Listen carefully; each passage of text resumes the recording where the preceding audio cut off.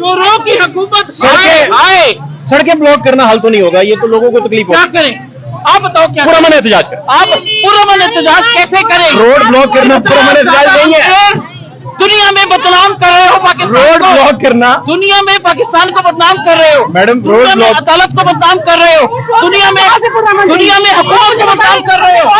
लोगों का right to movement रोकना मबूज कर रहे हैं आप, नो, लेकिन मूव नहीं कर पा रहे। ये पीसफुल है,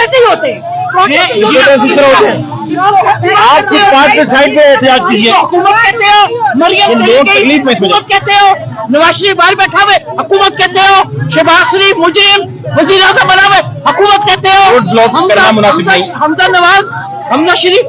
ये प्रोटेस्ट पुरअमन नहीं रहेगा, रोड ब्लॉक करना पुरअमन नहीं है। अंधेरा हुआ है, इस मुल्क में अंधेर नगरी है, रोड ब्लॉक करना पुरअमन प्रोटेस्ट नहीं है। इस मुल्क की अदालत हाय हाय, आप अपने वर्कर्स को भी बताइए, इलेक्शन कमीशन हाय हाय, रोड ब्लॉक करना पुरअमन नहीं है। इस हुकूमत में जो कुछ हो रहा है हाय हाय, रोड ब्लॉक करना, हाय हाय, रोड ब्लॉक करना लोगों की हाय हाय निकल जाएगी।